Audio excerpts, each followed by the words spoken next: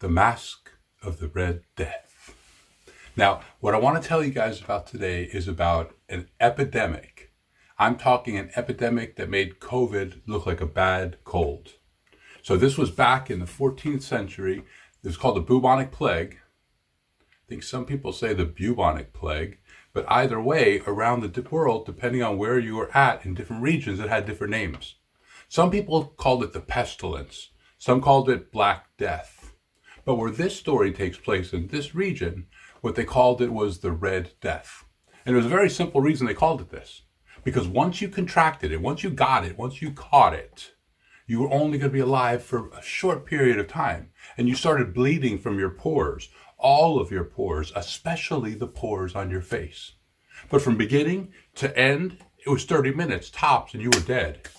And nobody wanted to come near you because they saw how horrible it looked and they knew how contagious it was. So those 30 minutes, if you got those 30 minutes, they were a very, very lonely 30 minutes. Well, in this story, there's a prince, and in his entire region, as he was in charge, he was known as Prince Prospero.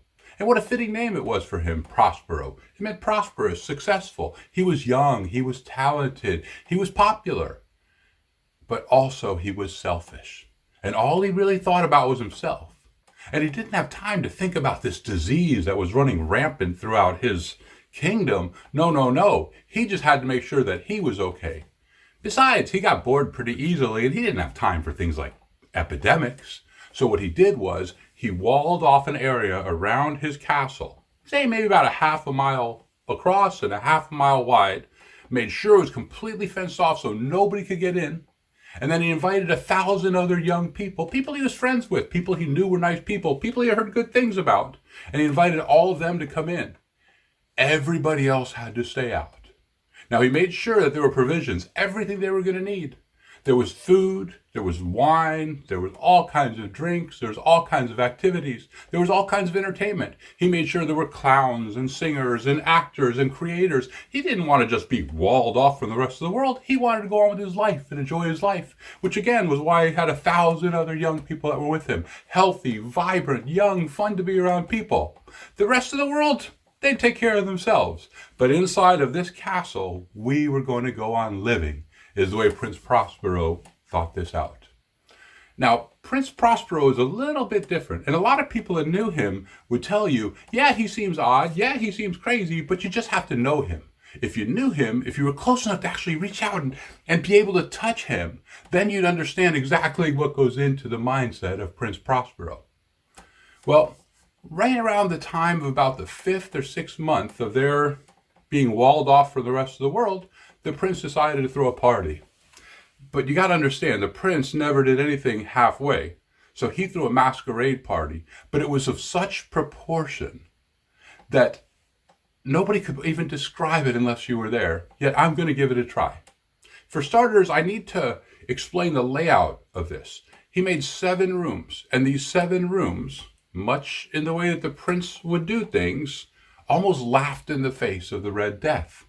These 7 rooms were 7 different colors that signified the stages of life.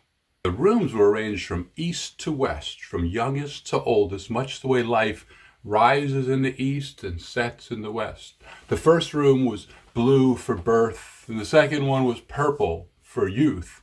Then came green, and then came orange and white, and then last came violet, and then ultimately black for death.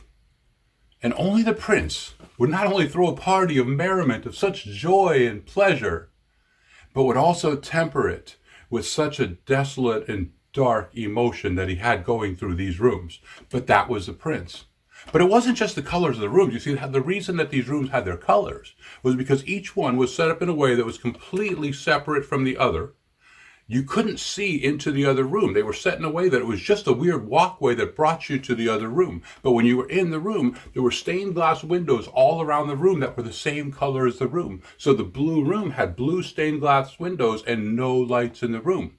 But there were fire pits placed just outside each of the windows in the outer hallway, and this is what made the blue shine through. So when you walked in a crooked way into the second room, and all of a sudden you were in purple. But this purple was representing youth. And this purple was coming through these stained glass windows with this light. Because again, this was the prince. And it wasn't just a party, this was a masquerade ball. And you can imagine with the prince throwing a masquerade ball, the costumes were over the top. There was quite a bit of the gore and violence and danger in the costumes. In addition, there was over the top in the way of an adult manner where a lot of these things were really risky. There might even be limbs sewn on where they didn't belong, but they looked just natural. To be there was to be surrounded by these odd and unusual costumes and with music playing that was fantastic, and from one room to another. But in the black room, there was one special piece of furniture, and no one knew how it got there. But it was a glorious grandfather clock that chimed the hour every hour. But when that clock chimed, it had such an eerie sound to it that the band stopped playing. And they looked around, and it was almost like the sound was getting inside of them in some way. And all of the guests looked around. But eventually the hour stopped ringing, and then the band started pulling it back together, and they started playing their music again. And the party went on, and the night went on, and the food was plentiful, and the music was everywhere, and these costumes. Oh, if I could explain these costumes to you, there's no way to pinpoint the color that you would see, the daring things you would see, and the movements around these people that were going on with these costumes. But then that clock in the black room would chime again. And as the night wore on, less and less people found themselves in the black room. Perhaps it was the feel from the clock or the eeriness that surrounded it, or just the fact that it was so dark in there. But I forgot to mention one thing about the black room. You see, the black room was unlike the other rooms in that it didn't have stained glass windows that were the same color, black. No. They had red, blood red stained glass. So when the flame shone through each of these stained glass windows, all the people inside looked like they were covered with the red death. Perhaps this was the reason why less and less people gravitated towards the black room as the night went on. Yet once again, when that clock rang midnight, wherever people were, the band came to a stop, and the music stopped, and the food and music stopped, and everybody had to stop and listen to the clanging of the clock. And now this was the 11th hour. And at this point, some of the oldest, most experienced people in the band said, the next time that clock starts to clang, I'm not going to stop playing. I'm going to play through. I know I'm going to do this. And everybody would look at them and think, okay, I'm going to do this as well. And then the party reached a frenzied pitch. It was almost like there was a low buzz that was going around because of all the conversation and the music and the merriment and the glasses clinking and the people eating their food and all of these things going on. And right when the party was just about at its peak, that clock rang for midnight.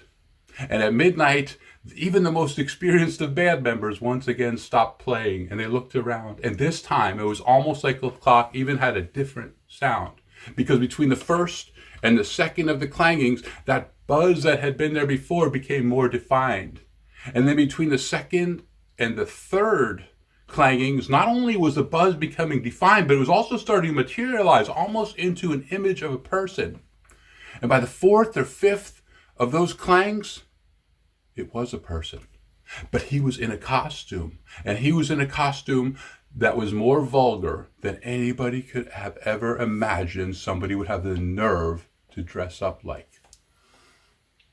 As the sixth of the clangs rang, you could see that his face was a mask. It was a mask that looked like somebody dying of Red Death. But now it was moving.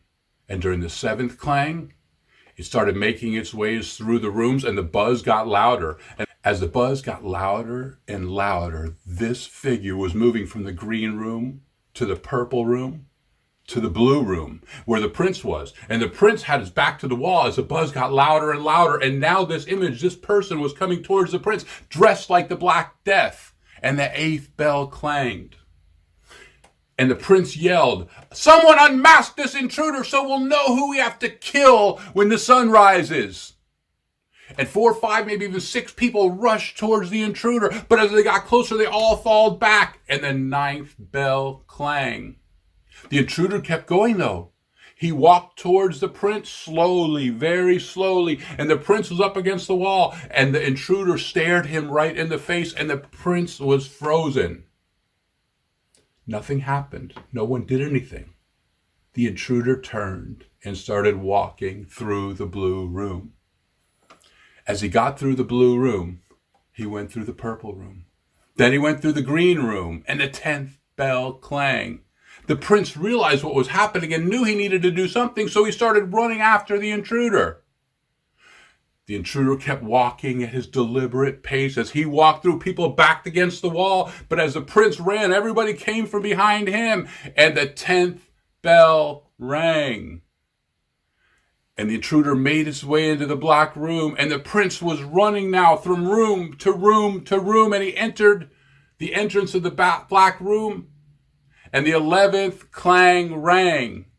And there was the intruder up against the black grandfather clock, and as he turned, the prince ran to him as fast as he could with his dagger out, and right as he got ready to stab him, he almost exploded backwards and landed on the floor, the knife falling next to him. The prince was dead. And the 12th bell rang.